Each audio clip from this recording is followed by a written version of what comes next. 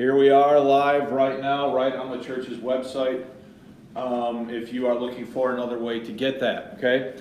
If you're here or on YouTube, if you're on YouTube, you can click the link beneath the window, and you will be able to access the PowerPoint notes. The other option would be for you to go to gracelifebiblechurch.com, and you can find the notes that I'm going to be teaching from right here, Lesson 162. The work in progress documents. So I am going to go ahead and just open those up so that we have access to them as we get started. Okay. So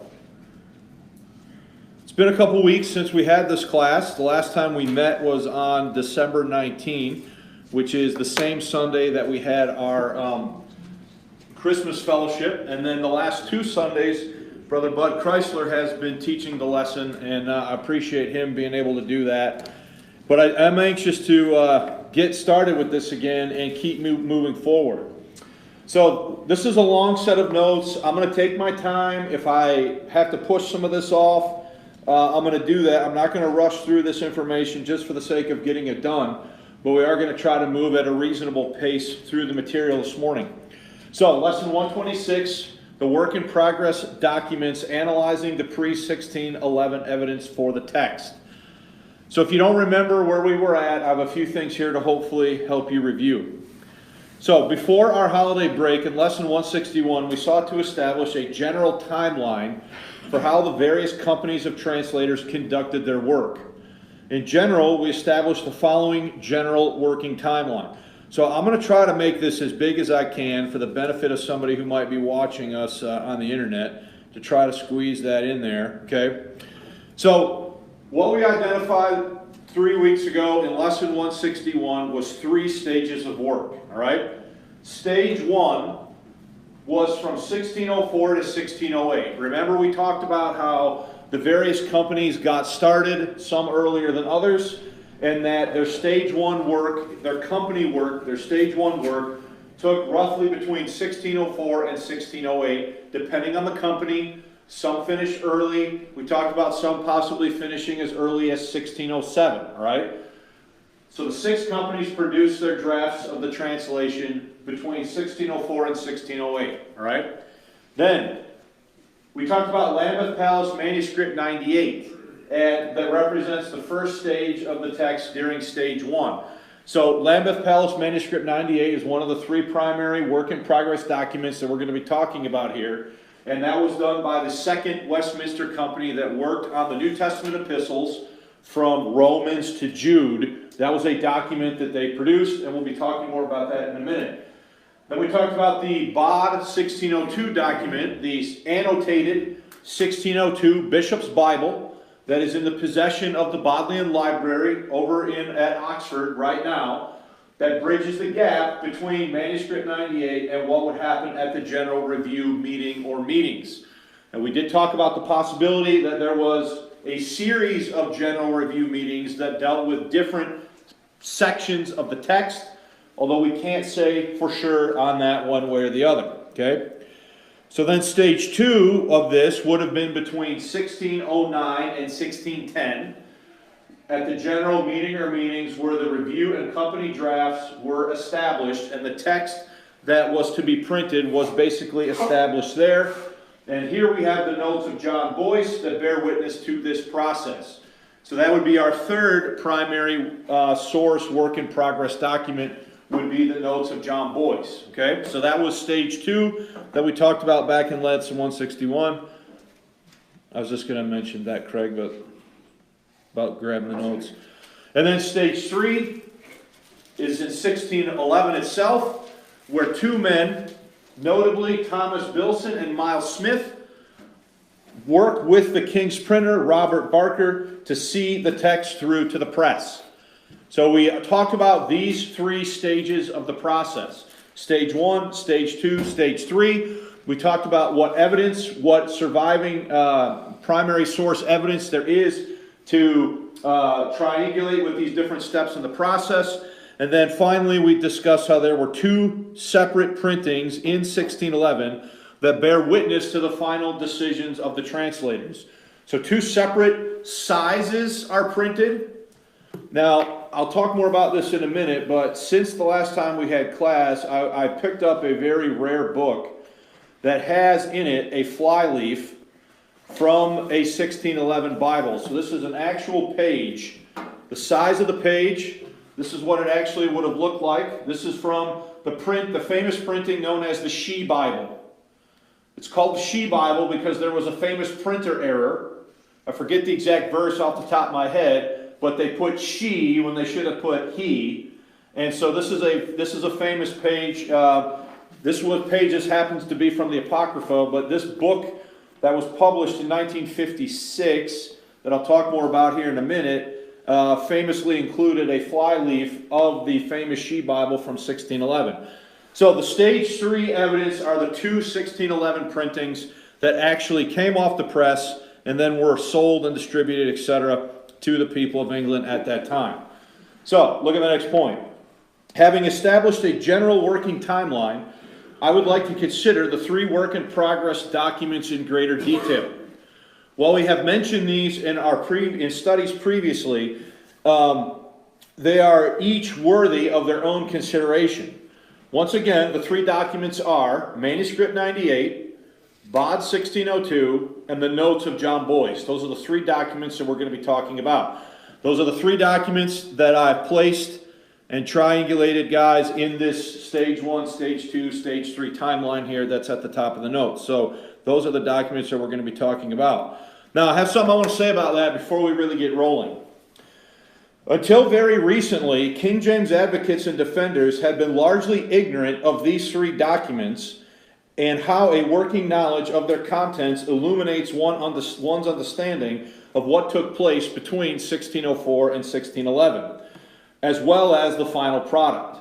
Please recall, on Sunday, October 18, 2020, I taught a lesson here in the Sunday School Hour titled, A Brief History of the King James Only Movement, in which I argued that the King James Only movement that developed in the 20th century did so without an awareness, much less a working knowledge of the relevant primary sources, i.e., the 3 work-in-progress documents discussed in this lesson. I talked to you about that in that lesson back on October 18, 2020, how the King James only train left the station in the middle half of the 20th century without really any working knowledge of the 3 primary documents that we're going to be discussing this week and in the weeks to come.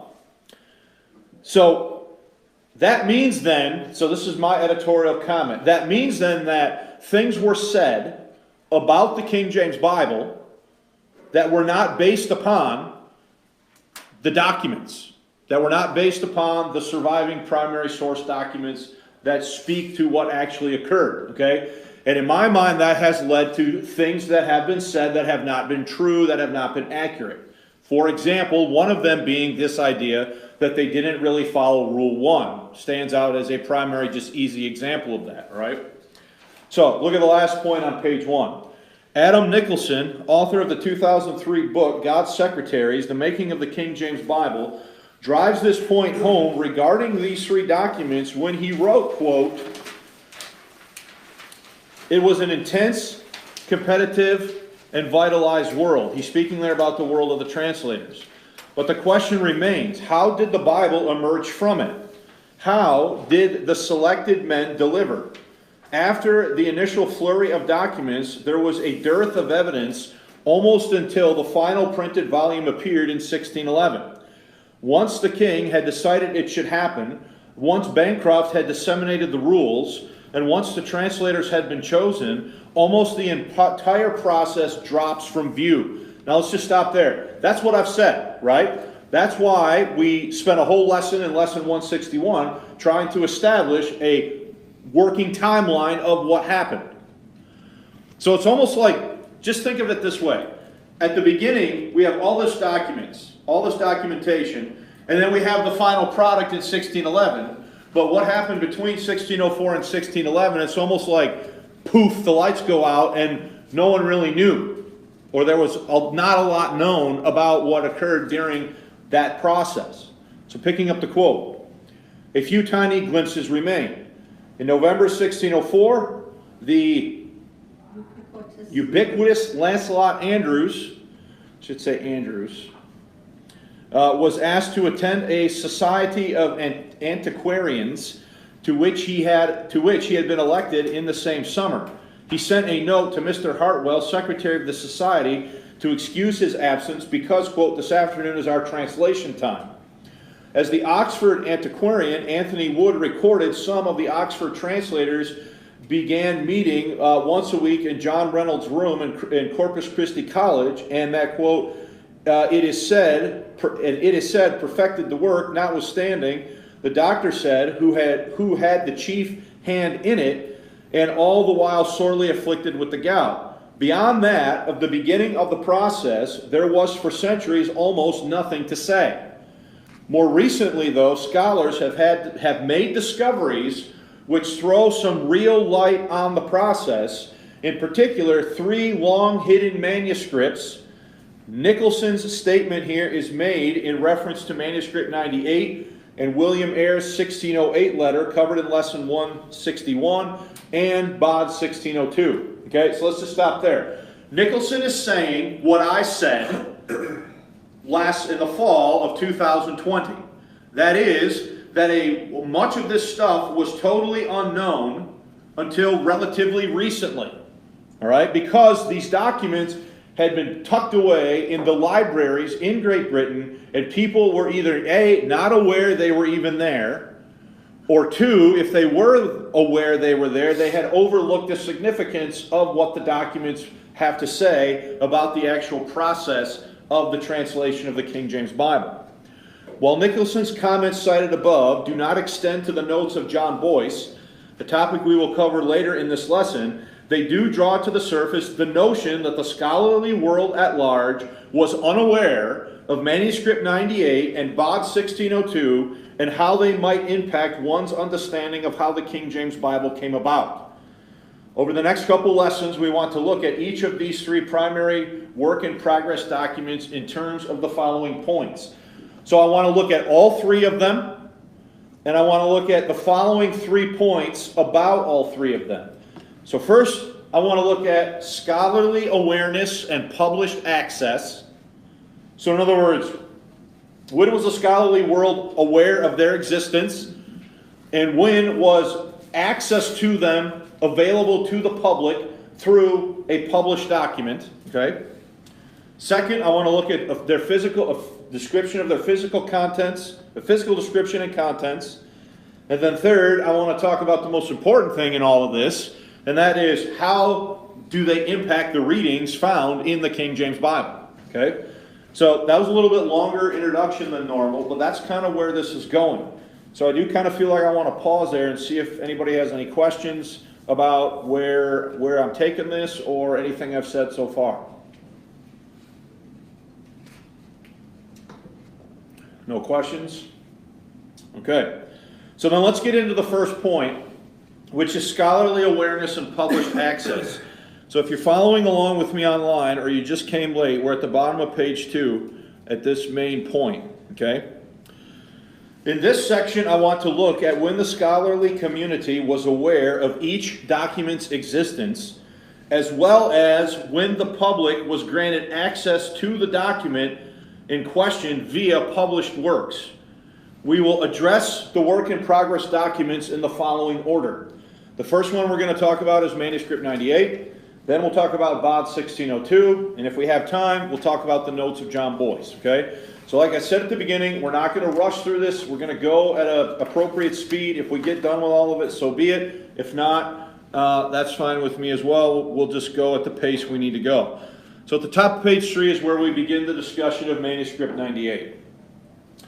So, Adam Nicholson states the following regarding the original placement of the document in the Lambeth Palace Library. Quote, it belonged at one stage to the life of William Sancourt, the passionate Emmanuel undergraduate who later became Archbishop of Canterbury. He gave it to the library housed above the cloisters of the Archbishop, the Archbishop of London's palace at Lambeth, where Richard Bancroft had established it, England's first public access library in 1610. Okay? So, let's understand what that comment's saying. This document was originally owned or possessed by this gentleman named William Sancourt. He himself later became an Archbishop of Canterbury. And the document ends up in the Lambeth Palace Library. And it makes sense that it would end up there because the Lambeth Palace was the household of the Archbishop of Canterbury. So this guy's document ends up, we don't know exactly what year, in the possession of the Lambeth Palace Library. That library was established in 1610 by then Archbishop Richard Bancroft. So does everybody understand that so far? Okay. The Lambeth Palace Library database of manuscripts and archives online offers a bit more detail on the custodial history of the document. So I'm getting this right off their website in this next quote. In the library by 1647. So is it known to be in the library by the year 1647? Okay. Cambridge shelf mark, bundle 4, number 3, Tanner manuscript 274. I think this means folio 29, recto epistles of Saint Paul, James, Peter, John, and Jude, Anglis, with Archbishop Sancroft's edition of the Newmark folio volume 98. So I included that to be technical, but all of that is the data that is used to demarcate this document in the library's possession. You've all heard of the Dewey Decimal System, right? I don't even know if anybody uses it anymore. Now the computers have become a thing. But you know how they would catalog things in a library using that system. This is kind of that idea, right? This is how they have it logged in their records. That manuscript 98 was in the library by 1647, implying that it was in the collection of either Archbishop Richard Bancroft or Archbishop George Abbott, was not known to Ward Allen and other scholars. Example, Nicholson, Power and Glory, page 148, suggests that Sancroft gave it to the library. End quote. Okay? So, this document, manuscript 98, is in the possession of the Lambeth Palace Library. It is known to have been there at some time prior to 1647. The custody of the document before that is a little bit fuzzy. It either belonged to Bancroft himself, Archbishop George Abbott, or Sancroft, and it is in the library, and it was not really known. Well, it's referenced by Nicholson, as we just saw, and maybe a few others. So look at the next point. From this we learn the following. Number 1, the document was logged and in the possession of the Lambeth Palace Library by the year 1647. Number 2, important scholars such as Ward Allen and Adam Nicholson were not aware of this fact when they authored their respective works on the topics. So they were aware of it. They did not know, though, that it was logged in the library by 1647. According to Adam Nicholson, the document lay in the library's keeping, quote, uninspected and unvalued for nearly 3 centuries until 1955. All right, let's look at the quote. This manuscript, number 98, remained in the library uninspected, excuse me, and unvalued until a Californian scholar, E. Willoughby, recognized it for what it was in 1955. It is still there today and can be requested from the shelves by anyone who walks in off the embankment. Why is it not more famous? Why not more treasured? It should be because this very nearly uniquely is as near as any of us will ever come to a manuscript of the King James Bible. Okay? So this document is of extremely important significance. Now I want to show you a couple things here. So here is the Lambeth Palace Library, and they have released a selected number of images of the document. Okay? So here is the way it is currently looked at. It is a book. It's about, I don't know, that thick, and it's got on the spine Pauline and Catholic epistles. If you go to the inside flyleaf, you can see plainly what it is. Let me see if I can zoom in. No, I don't want that. I don't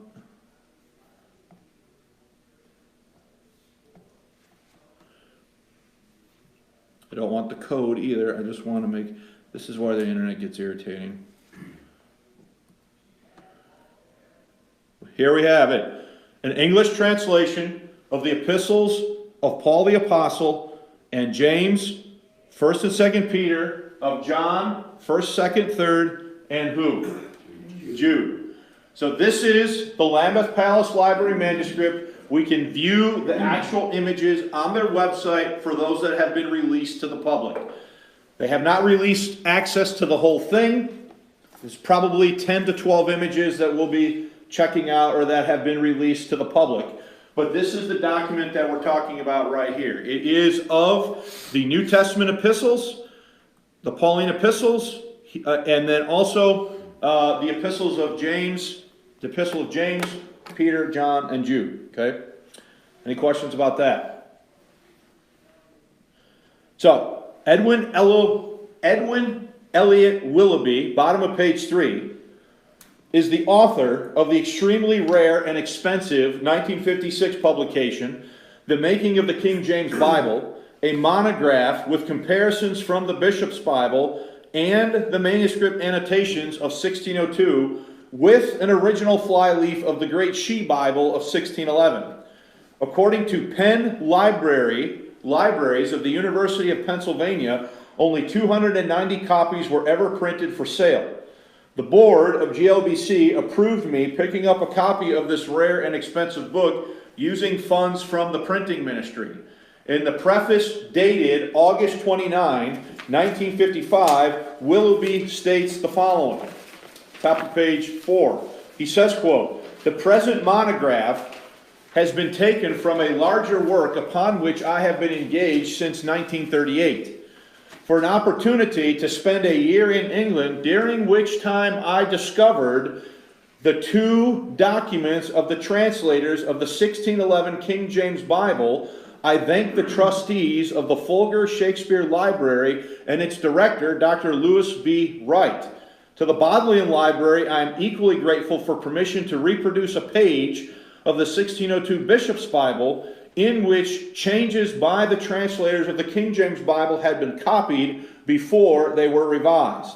I also thank Miss I.J. Churchill, the former librarian of the Lambeth Palace Library, for calling this manuscript of the epistles to my attention, and Mr. W.H. Hanson, reference librarian of the Bodleian Library, for directing me to the 1602 annotated Bishop's Bible, and that is from Willoughby's unnumbered preface, okay? So, this is the book that we're talking about.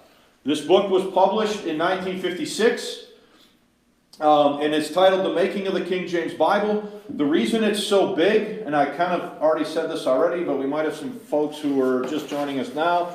It contains a flyleaf page of a 1611 She Bible. This is how big it was. Okay?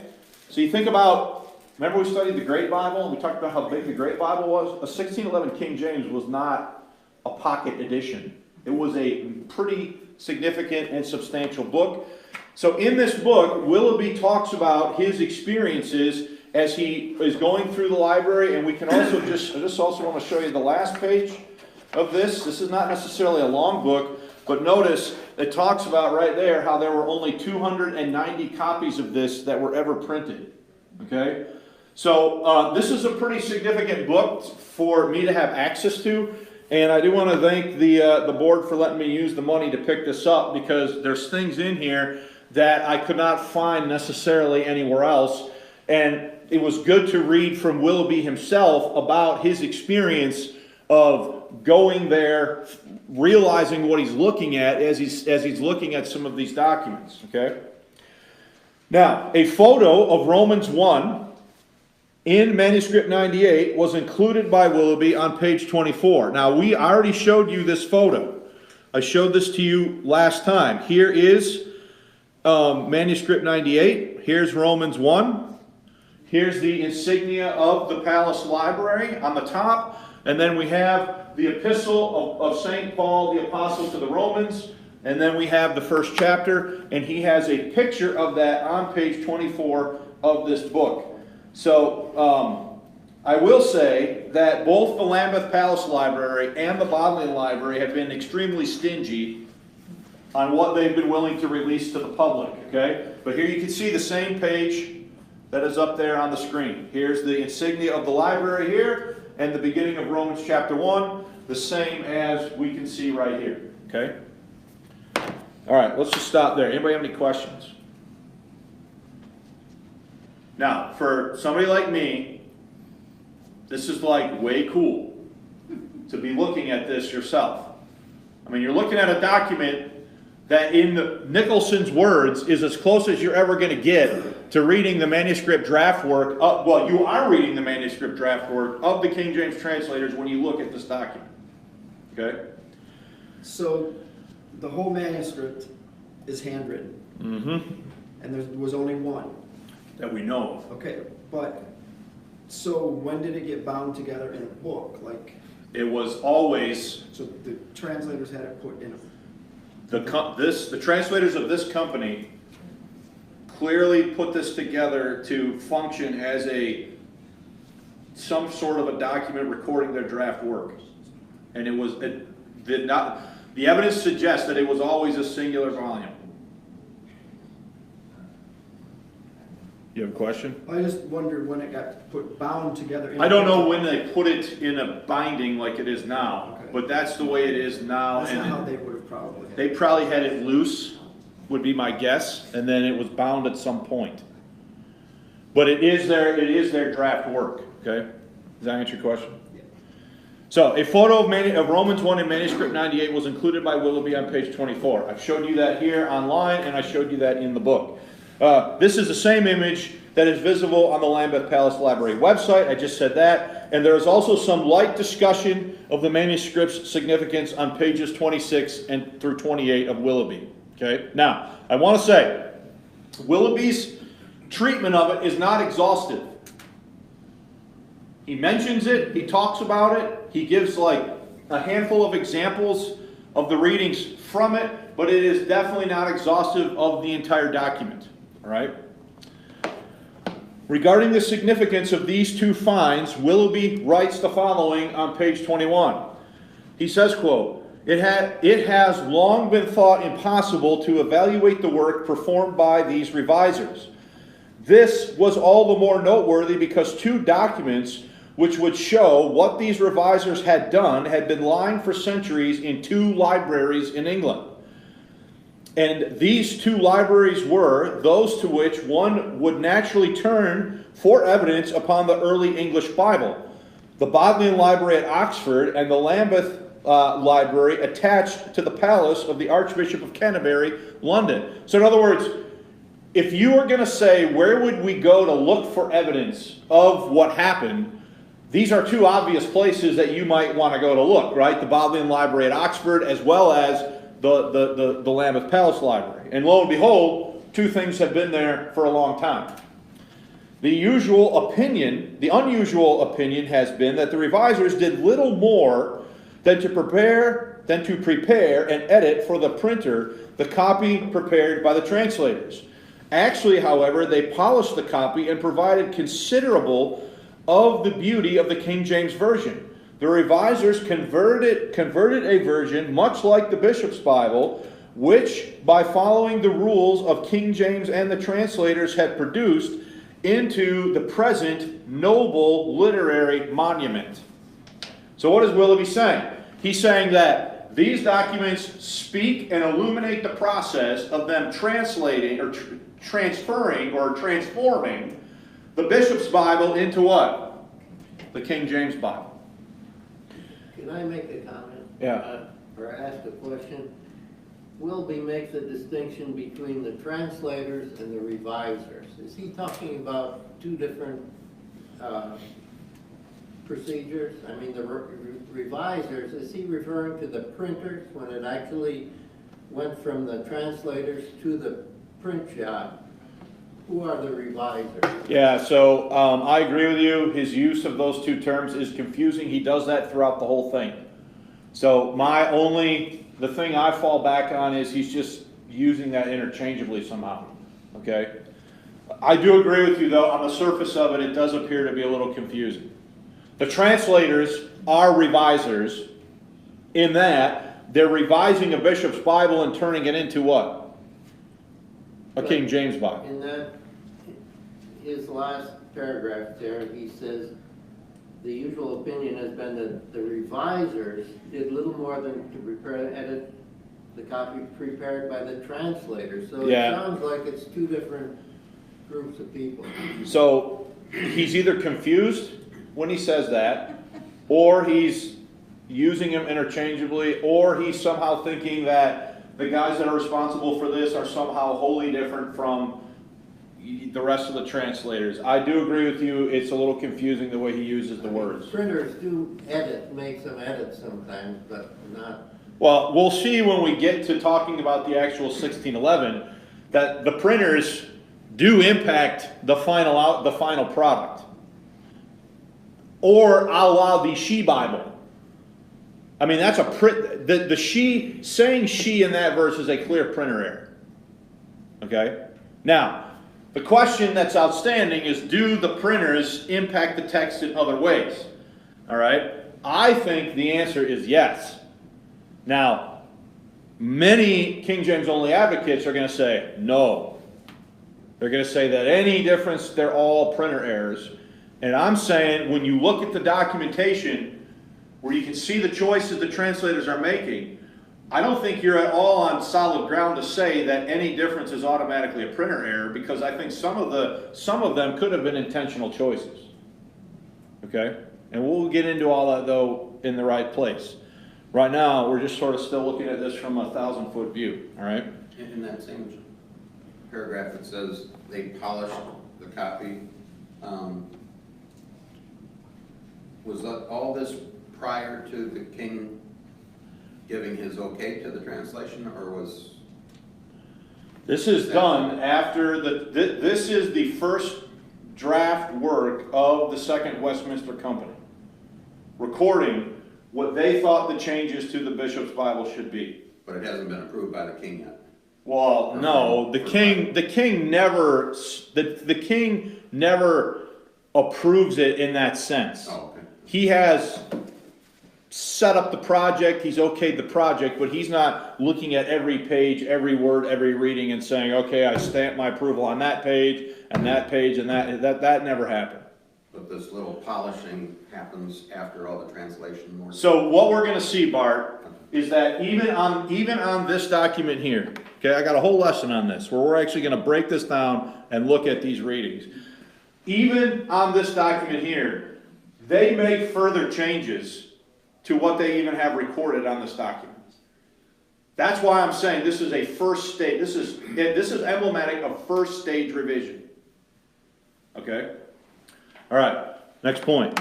Having been recognized by Willoughby in 1955 for its true value, it would take another 2 decades before a published work granted public access to the insights found in Manuscript 98. In 1977, Ward Allen published Translating the New Testament Epistles, 1604 to 1611, a manuscript of King James Westminster Company for Vanderbilt University Press. Allen's work is a full collation of Manuscript 98 against both a 1602 Bishop's Bible and a 1611 Authorized Version. Today, one can see select pages of Manuscript 98 at the Lambeth Palace Library website, like I just have been showing you here. So, in the case of MS 98, its significance is not discovered until when? 1955. Access to it to the public. And what I mean by that is through a published book that you could go buy, talking about it and laying out its readings, was not available until 1977. Okay? And this is Ward Allen's book. So before that, if you wanted to know what it said, where did you have to go? The library. You had to go to Lambeth Palace Library and look at it yourself. Obviously, there is no internet then. We can't even look at images like this. So I'm here all mad that I can only see 10 pages when I should be happy about that, right? Compared to not having been able to see any. But anyway. So even today, they don't have it photocopied on the... They don't have the whole document digitized. They have limited how many images they're making available to the public.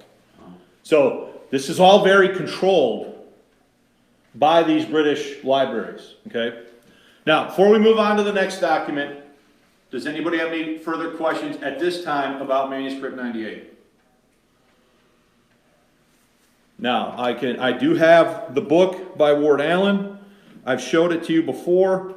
I'm not going to spend time to go dig it out right now with my document files, but I do have the book, the 1977 book from Ward Allen. And let me also say, I have spent hours comparing the pages that are released on the Lambeth Palace Library website with Ward Allen's work. And I have confirmed that every released page that I can check against Ward Allen, that Ward Allen is giving an accurate representation of the document in his 1977 book. Okay? So you don't have to just take my word for it, which I'm happy about, because otherwise I don't like it when people just have to take my word for it. So, are there any other questions then about Manuscript 98?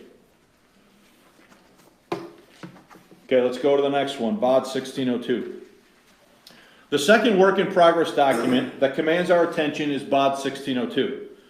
As I have said many times in this class, BOD 1602 is a 1602 Bishop's Bible in the possession of the Bodleian Library at Oxford, containing the handwritten annotations of the translators in the margin. Its importance to understanding the translation process utilized by the King James translators cannot possibly be understated. Both of these documents, Manuscript 98 and BOD 1602, are huge. Okay?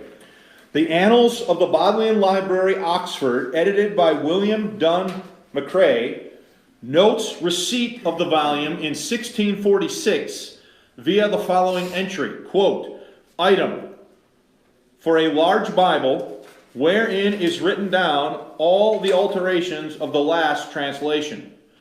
So we know that entered into the archive of the Bodleian Library is an entry for a large Bible, wherein are written down all the alterations of the last translation, and it is entered into that library in 1646. So the only historical document that could apply to would be which Bible?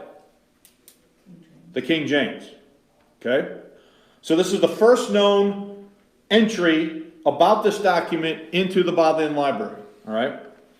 More than 200 years later, a short discussion of BOD 1602 can be found in B.F. Westcott's 1863 publication, A General View of the History of the English Bible. Pages 156 and 157 contain the following footnote clearly referencing the document. Quote, it is remarkable that none of the many copies of the Bishop's Bible used for the revision have yet been discovered. There is an interesting volume in the Bodleian Library, Bishop's Bible, Baker, 1602, which is commonly supposed to be one of the copies prepared for the press.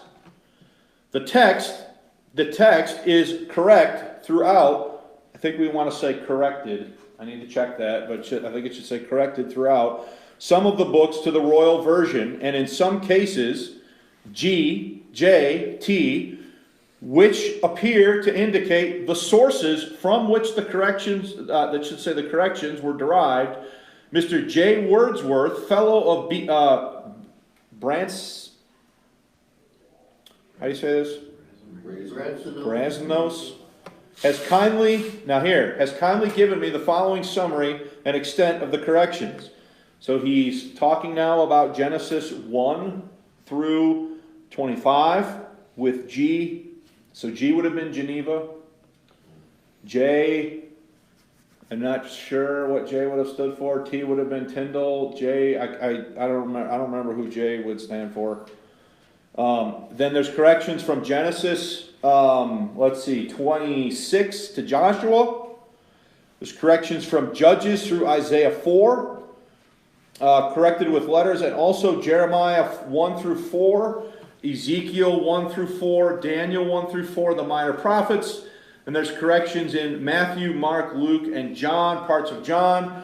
And there are also 2 notes in a couple verses there in Ephesians and 2 Thessalonians. Go to the top of page 6. For the collation which I owe to the great kindness of Reverend H.O. Cox, the Bodleian librarian, it is certain that G marks corrections obtained by the Geneva version. The material which I have are not as yet sufficient to identify the T and the J. I would say the T is probably Tyndall, but I'm speculating slightly. Okay. The history of the book is unknown, but the occurrence of the reference letters is at least a certain proof that it was not designed for the press.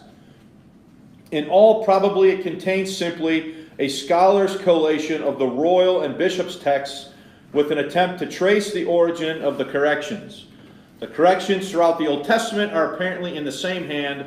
Those in the New Testament are in a different hand and considerably more modern. So that's what Westcott said about it in 1863. All right?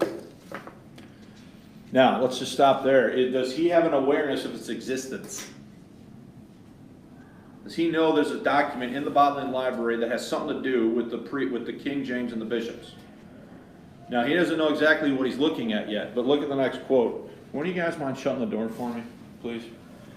There is no doubt that Westcott is talking about Bod 1602. In the footnotes from pages 156 to 157. That said, a couple observations are in order. First, the existence of the document was known to people in the scholarly world of 19th century England. In addition to Westcott, at least 2 other people were aware of its existence, namely a Mr. J. Wordsworth and a Reverend H.O. Cox, the Bodleian librarian. Second, Westcott is clearly relying on second-hand information and not, should say, a first-hand examination of the document. So while the existence of Bod 1602 was known to the scholarly world of England in the 19th century, it remained largely unstudied and its true significance largely underappreciated. Willoughby talks about this very fact in his 1956 monograph. So Willoughby talks about this in this book right here that I've showed you twice already. He says, quote, the 19th century editor of the New Testament, Brooke Fawcett Westcott, later Bishop of Durham, was misled by these remarks. In his general view of the history of the English Bible, he referred to John Wordsworth, later Bishop of Salisbury, who had examined this volume for him. In all probability, Westcott, following Wordsworth, concluded it contains simply a scholar's collation of the royal and bishop's text with an attempt to trace its origin of these corrections. Had Bishop Westcott actually examined this volume, he would have realized that the final revision committee exercised a much greater influence than this over the work, not only of individual translators, but of the translating companies as well. He would not, we can be sure, have concluded, quote, it is not likely that this committee did more than to arrange the materials already completed, but whatever their work, it was completed in 9 months. So what Wordsworth is doing there, or sorry, Willoughby is doing there, is he's acknowledging that Westcott talked about it, but he's saying that Westcott had not gone and looked at it himself. And so, while its existence was known, its true significance was largely still what? Not appreciated. All right? 2 decades later, in February 1888, a Nicholas, I'm going to say Pocock. Yes? Nicholas Pocock wrote an article for the Athenaeum, Journal of Literature, Science, the Fine Arts, Music, and Drama, titled The Bishop's Bible of 1568, 1572, and 1602, in which Bod 1602 is explicitly discussed. Willoughby is unaware of this mention of Bod 1602, as he refers to Macary's entry in the Annals of the Bodleian Library as, quote, the only other notice of this Bible known to me. We need a quotation mark after the word me there. The following screenshots are taken from pages 222 through 245. So if you go to page 7, this is the I didn't want to type all this, okay? So I just took screenshots out of the Athenaeum here from 1888 of this entry by Pocock, okay? You'll notice, if you look at page 7, about halfway down the page, he mentions Westcott. The only attempt at describing these corrections that I have seen is in Dr. Westcott's valuable History of the English Bible, where he observes truly that the handwriting of the notes in the New Testament is different from the Old. And then if you go to page 8, he does provide 15 examples of annotational changes that are found in Bod 1602. Okay? And then he even gives a little bit of commentary on where some of the reading changes may have came from. So now we have a second 19th century British author, this time writing for the journal, the Athenaeum Journal, who is talking about Bod 1602. All right? Let's go to page 9. And I want to read the end of this. So I'm going to commend the 15 examples to you to check out on your own. We might look at them later, but we're not going to do it in this lesson, okay? More. The everlasting fire. Okay, last paragraph, page 9 of that second to last paragraph. Such is a specimen of only a few out of the many suggestions made by the revisers in St. Matthew's Gospel. So all 15 of those examples were from Matthew, which were not fully adopted by the company. Many of them will bear a comparison with those of any other version and indicate good scholarship and independent thought on the part of him who made them. It should be added that in some cases the original suggestion was erased and the reading finally adopted, submitted in the same handwriting. The present writer, now here's the key, the present writer had no time during a hurried visit to Oxford to pursue the investigation as far as he could have wished. Perhaps some other person may be induced to take up the subject. So what's he saying there? He's saying that there was a whole lot more about this that still needed to be what? Investigated. Okay? So it's important to note the following from this piece by Pocock. First, he has read Westcott's description of the document from his 1863 publication, A General View of the History of the English Bible, see above. Second, Pocock speculates that Bod 1602 might have served as a rough draft for the authorized version, noting annotations signifying various stages of revision. Thirdly, he offers 15 examples of readings from Bod 1602 and how their revisions impact the King James. Lastly, he confesses that his visit to Oxford was, quote, hurried, and that he was unable to pursue the investigation as far as he could have wished. So Pocock's piece in the Athenaeum demonstrates an awareness of Bod 1602's existence in the Bodleian Library in the late 19th century. And by the way, while I'm talking about it, I should have had the picture of Bod 1602 up here, but here it is. So here we have the Bishop's Bible, and you can see here. Can you see this word scratched out and other words written in? All through here there are annotations of things that are scratched out and other things that are written down. Okay? What paragraph am I on? Second from the bottom, right? Yeah. Pocock's piece in the Athenaeum demonstrates an awareness about 1602's existence in the Bodleian Library in the late 19th century.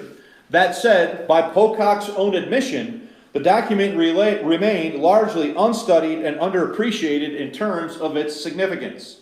It would not be until nearly a century later that its true importance was realized. As in the case of Manuscript 98, it was Dr. Edward Willoughby in the 1950s who identified Bod 1602 as instrumental to the translation work of the King James Bible. Once again, Adam Nicholson tells the story. Go to page 10. The third document is more intimate in the process of translation than either the Lambeth manuscript or the Eyre letter. It is a record of a scholar in the very process of translating. It too had been lying ignored for centuries in a famous British library, and it too was discovered by the indefatigable Dr. Willoughby on his great 1950s trawl. He found it in the Bodleian Library in Oxford. The book, which Dr. Willoughby discovered, was an edition of the Bishop's Bible printed in 1602, which of course was the Elizabethan version of the English Bible, on which Bancroft's rules required the translators to base their own. 40 copies in unbound sheets were said to have been acquired for their use and distributed to them. The Bodleian volume was probably one of those sets later bound together. It was acquired by the library in 1646 for 13 shillings and 4, what did we say D was? Pence. Maybe pence, I don't know, denarius. The D stands for, is. I thought we looked this up and I can't remember. Demetrium or Something like that, yeah. Yeah. So it was acquired by the library in 1646 for 13 shillings and cataloged as, quote, a large Bible wherein is written down all the alterations of the last translation. What no one realized at the time, or for another 3 centuries, was that this Bible was not only an account of the alterations made, it was an instrument in the translation itself. So, what Westcott thought is that somebody went through this after the fact and just noted all the changes. What Willoughby is the first guy to realize is that no, it's not that somebody went through this after the fact and noted all the changes between the Bishop's Bible and the King James Bible, but that this was an actual instrument used by the translators in the process of doing their work. Are you following that? Okay. So, published access to the treasure that is Bod 1602 was not granted until 1995, when Ward S. Allen and Edward C. Jacobs published The Coming of the King James Gospels, a collation of the translator's work in progress for the University of Arkansas Press. This important volume provides a complete collation of Bod 1602 and the 1611 text for the Gospels. So even with as great as this book is and as useful as it does not include the whole Old Testament. It includes Matthew through John. So let's look at it. Bod 1602.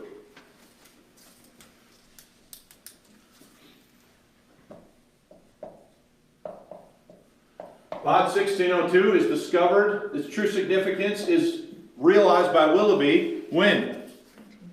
1955. When is access granted to it to people outside?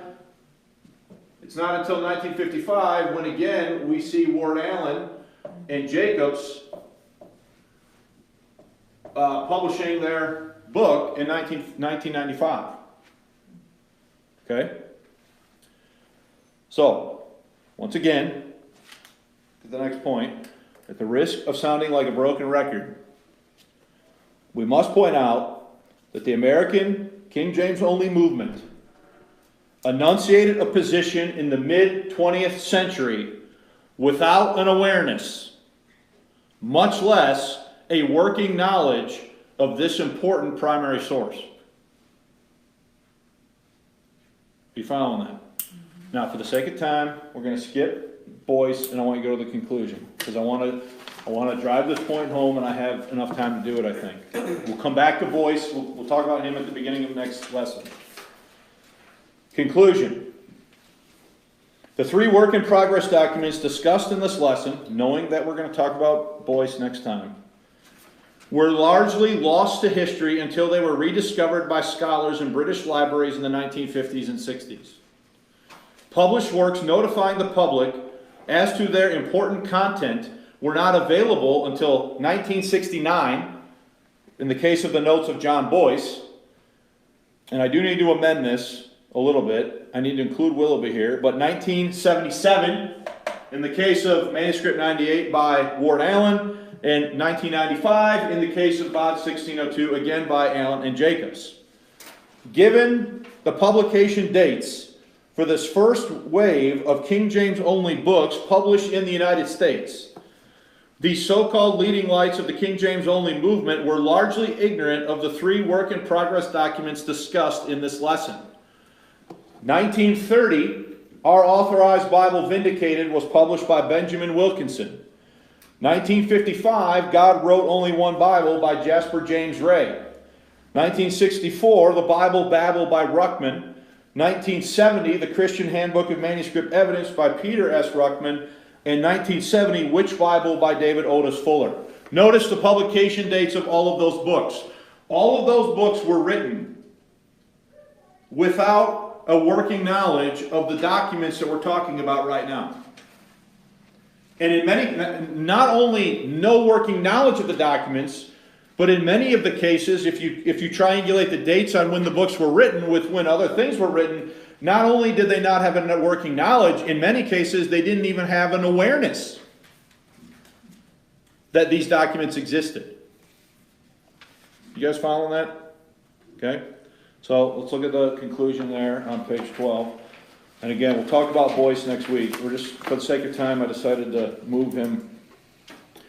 These books by Wilkinson, Ray, Ruckman, and Fuller set the content for the King James only movement going into the 1970s, 80s, 90s, and early 2000s.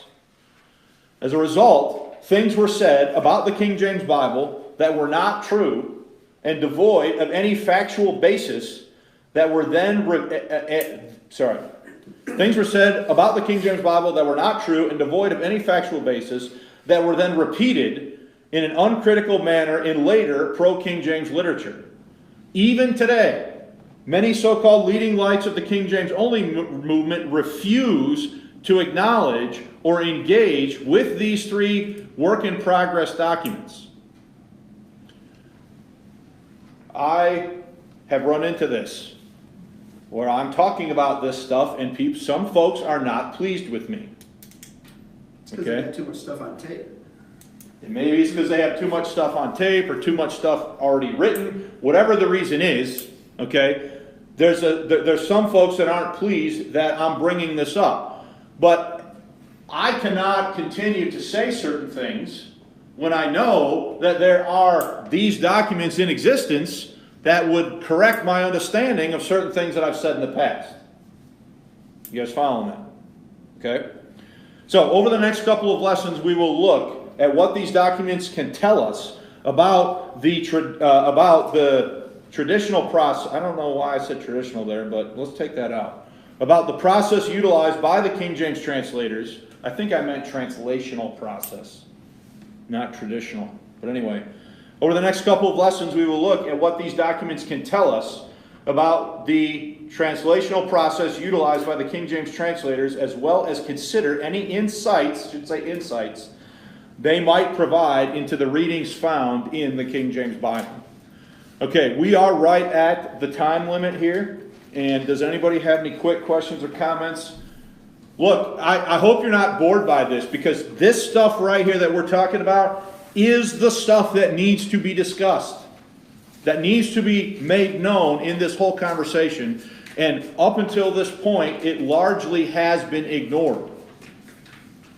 Okay? Any questions? All right, I'm going to stop the stream so we can pack up the equipment.